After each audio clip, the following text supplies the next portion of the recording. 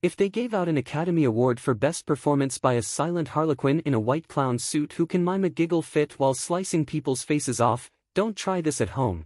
The slicing or the silent laughing, the award would be a lock for Art the Clown, the mascot of Beyond Anything You've Ever Seen slasher mayhem, who's the depraved mascot/killer of Terrifier 3. Art the Clown is to Freddy and Jason and Michael Myers what the Sex Pistols were to The Who and the Stones, their punk endpoint, their scandalous culmination. In the good old days, slasher movies were about masked hulks chopping people's limbs off or skewering them with butcher knives. How quaint!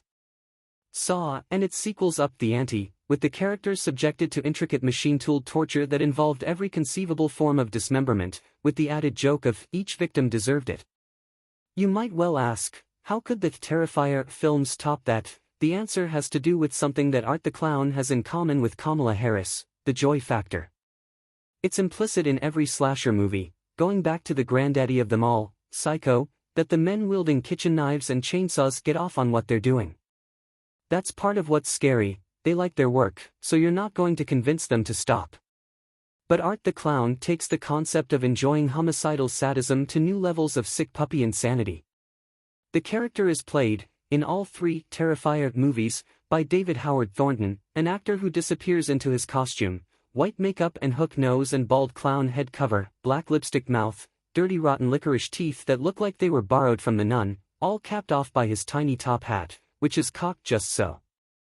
From inside that get-up, Thornton gives a hell of a performance, like Marcel Marceau inhabited by the fiendish spirit of Charles Manson, with a touch of divine. In his silent clown way, he imitates ordinary human emotion, the grins and wide-eyed surprise, the innocent moos, the cartoon sad frowns, with a stylized frivolity.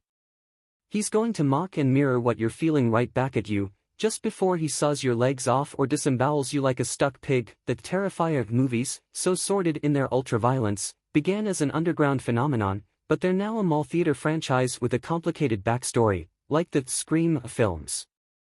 At the New York premiere of Terrifier 3 I attended earlier this week, the audience was a swirl of cult celebrity and goth party chic, signifying that these movies had arrived as a brand. So did the novelty dolls on hand of Art the Clown.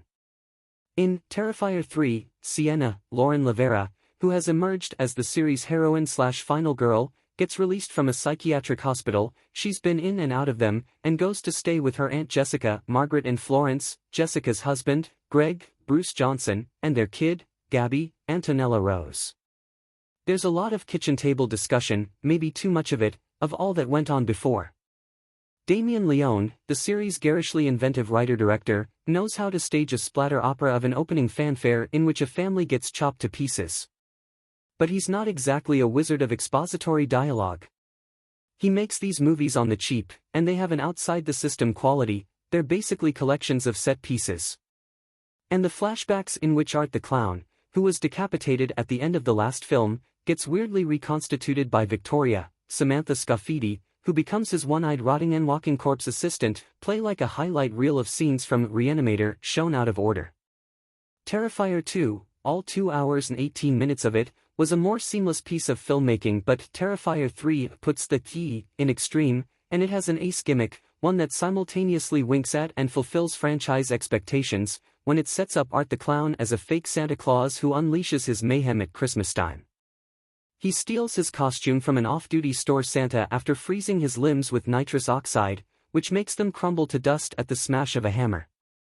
The film's prosthetics and makeup effects were created by Christian Tinsley, who works with a depraved practical magic that reminds me of early Rob Bottin, The Thing. A little later, as we're recoiling, and maybe marveling a bit, at Art the Clown's slaughterhouse ingenuity, he pulls out an instrument of death that's so classic, a chainsaw, that we wonder what he's going to do with it that's new.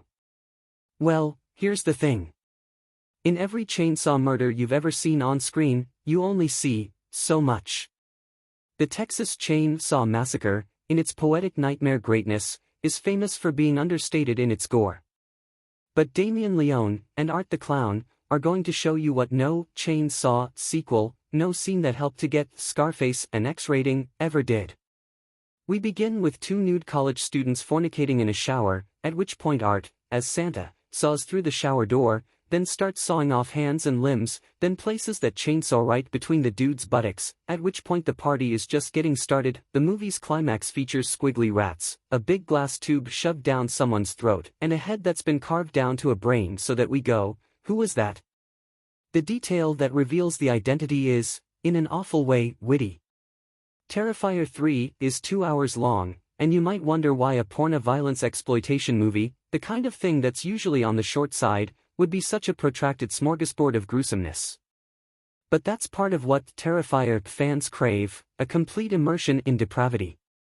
The horror is on screen, but in another sense it's in the audience. It's in the very fact that a sizable slice of mainstream viewers now regard this as entertainment. I don't mean to sound so judgmental, I'm one of them. Going back to the days of Friday the 13th Part 3 and A Nightmare on Elm Street 4, I always found slasher sequels tedious. Yet the prospect of another Terrifier movie doesn't dispirit me in the same way. It leaves me in a kind of suspense. What, in hell's name, will Art the Clown do next?